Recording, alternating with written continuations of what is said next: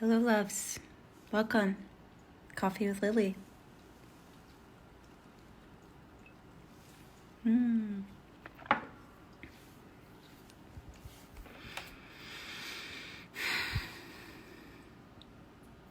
Happy Thursday. Hi, Randy. It's good to see you. Congrats on killing it.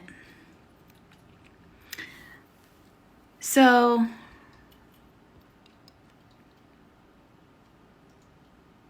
I knew a girl once who thought that love was conditional.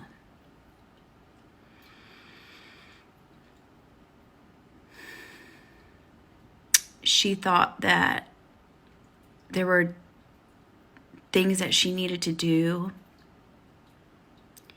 things that she needed to be, ways that she needed to look, or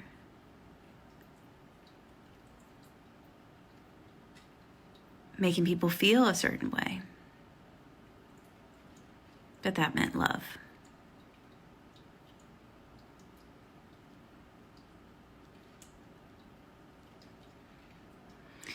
So she thought that love was conditional. She thought that being herself wasn't enough. In fact, she wasn't even sure who she was.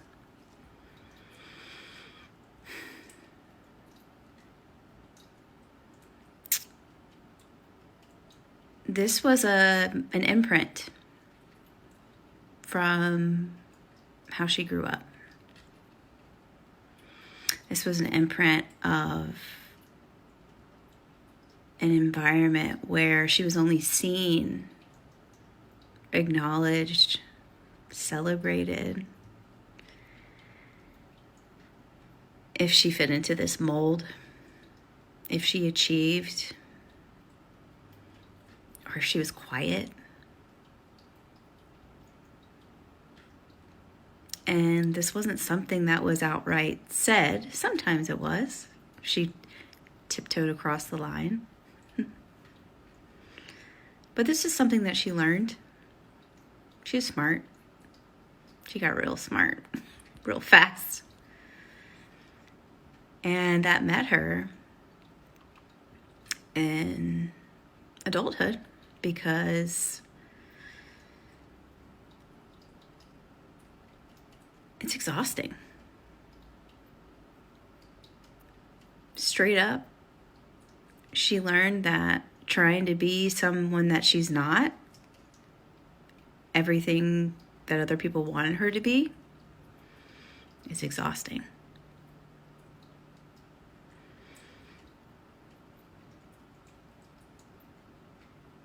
It's hard to do.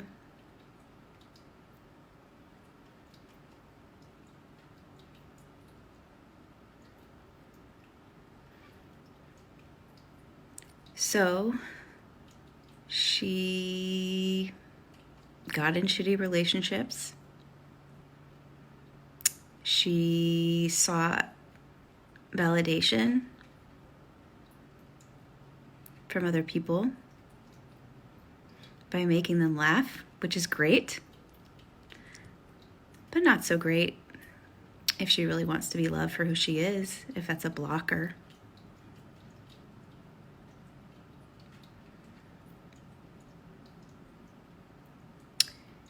She tried to feel accepted by ignoring herself because that was her pattern for a long time. Of course, that would make sense, but it didn't work.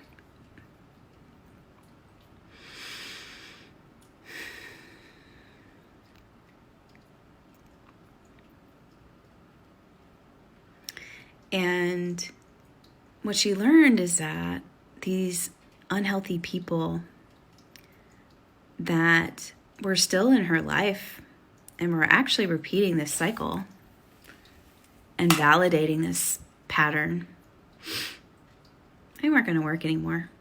She wanted something more.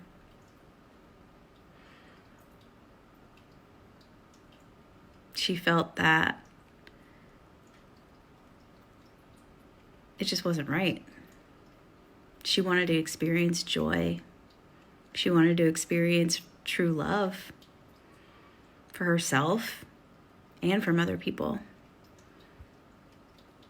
But she had to learn how to, she had to learn who she was. She had to learn how to express herself. She had to learn how to understand what to express. She got lost for a little bit. She came back.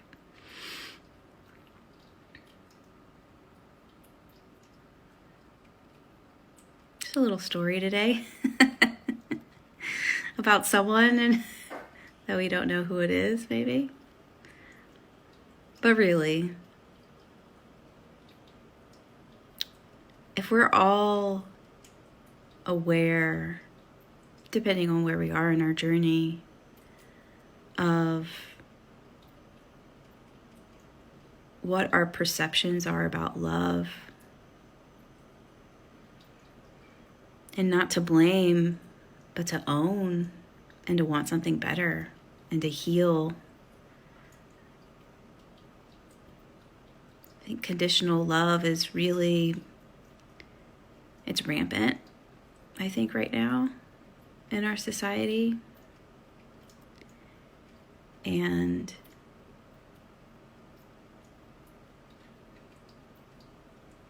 you cannot get straight A's and still be loved. You know, you can make mistakes and still be loved and still feel loved.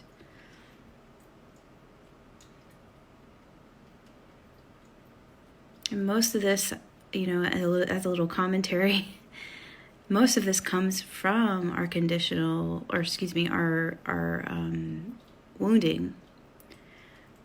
That little story was about me. Unplanned, of course, but there were some... Never really did I feel like that I was accepted for who I was. And like I mentioned, I learned very quickly how to get love. And this is not something like when we're 5 years old, we're just like, oh, okay, I get it now. I just have to, you know, make my dad laugh and then I'll feel love. It's really just, it's a coping pattern. Because love is, and connection and relationship is something that we as humans and mammals need. Almost like air and water. Almost. And if you I felt very criticized and unloved and really just seen as a projection of this person that I was supposed to be, even when I was like really, really young. So it would make sense why I would attach conditions to love, and why that pattern kept repeating itself in my adult relationships. And that's the kicker.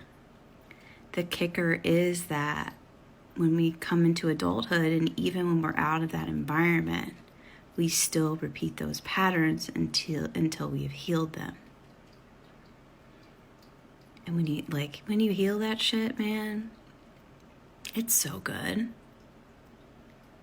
Because you feel like a deep knowing of alignment and just balance. And it takes time, but you start to learn, if you connect with anything of what I said, you start to learn that love isn't conditional. Love is inherent. But it's just this, it's the past shit that's running our life today. And the answer is heal our emotional wounds. Heal our emotional trauma.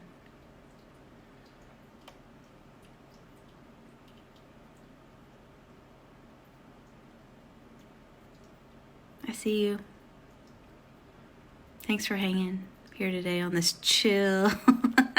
Feeling very like grounded and aligned right now on this chill Thursday. I do want to mention that I have 12 spaces available left for the Eliminating Burnout in Dating and Relationships.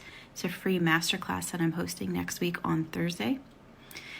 There are limited spaces available. I started with 14 yesterday. I'm down to 12. So if you can make it, it's a live-only event. Sign up and hurry up and grab your seat because I'm anticipating that they will go pretty quickly. You know, if you're wanting to learn a little bit more about this message today or about eliminating burnout, especially when it comes to love and dating and relationships, I would love to have you. I'll see you guys later.